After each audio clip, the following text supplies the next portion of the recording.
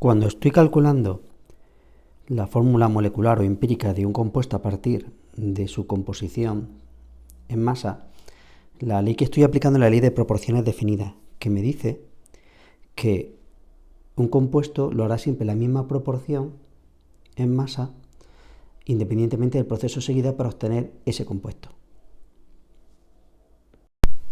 Para el caso que nos ocupa, lo que queremos decir es que este compuesto está formado por carbono y por oxígeno. Y siempre lo harán en una proporción de 27,3% frente a un 72,7% de oxígeno. Es decir, de cada 100 gramos, siempre 27,3 serán de carbono y de cada 100 gramos, el resto, que serán 72,7, serán de oxígeno, para formar un único compuesto. Pero eso no quiere decir que ese compuesto en cuestión, que está formado por carbono y por oxígeno, aquí tenga un 27,3 y aquí tenga un 72,7. ¿Por qué? Porque aquí lo que se plantea es el número de partículas de carbono que tengo, no la masa de carbono respecto a 100 gramos que tengo. Y aquí lo que se me dice no es que tenga 72,7 en masa el oxígeno. No, yo tengo que saber cuántas partículas de oxígeno y cuántas partículas de carbono formarían este compuesto. Para lo tal, lo que yo tendría que buscar es cuáles son realmente los moles de átomos de carbono y los moles de átomos de oxígeno que tengo. Es decir, si la fórmula es CO2, lo que estoy diciendo básicamente es que tengo 2 átomos de oxígeno por cada átomo de carbono en este compuesto. Es decir, me da una relación de partículas, no una relación de masas. Por ese motivo, esto estaría mal. Recapitulando, yo lo que realmente veo que tengo 2 partículas frente a una, si este fuera el compuesto. O en vez de 2 partículas puedo hablar de un número mucho más grande de partículas, y ya sabéis que en química lo que usamos es un mol de partículas. Es decir, yo tengo 2 moles de partículas de oxígeno frente a un mol de partículas de carbono. Así que nuestro objetivo será calcular cuántos moles de partículas de carbono tengo aquí y cuántos moles de partículas de oxígeno tengo aquí. Así que procedo a calcular la cantidad de moles de carbono que tengo en 27,3 gramos de carbono,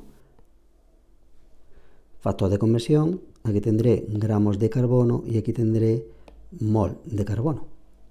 La relación entre ellos, mirando la tabla periódica, es que un mol de carbono son 12 gramos de carbono. Por lo tanto, tacho aquí y esto me da 2,28 moles de carbono.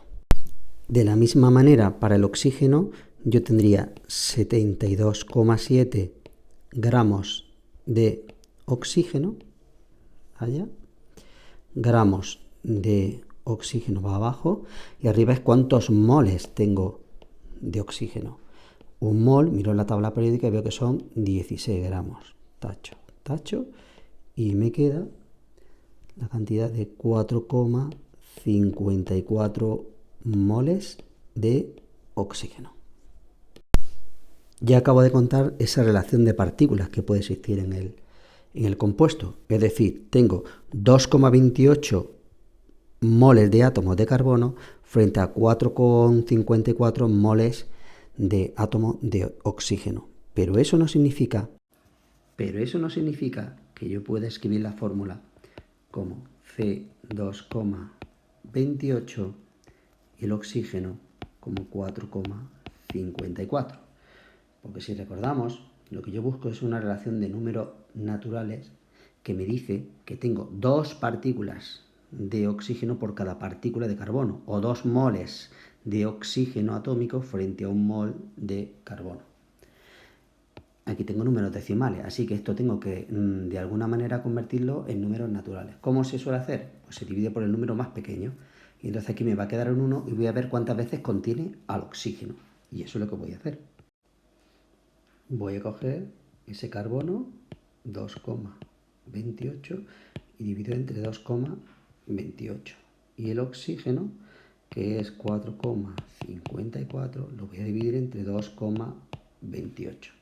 ¿Y a qué compuesto llegaría? Llegaría a C1 y O 1,99. Vale, aquí vienen las aproximaciones que tendríamos que hacer en el ejercicio. Esto es prácticamente 2, es decir, la relación va a ser 1 a 2. Y así es como la voy a poner.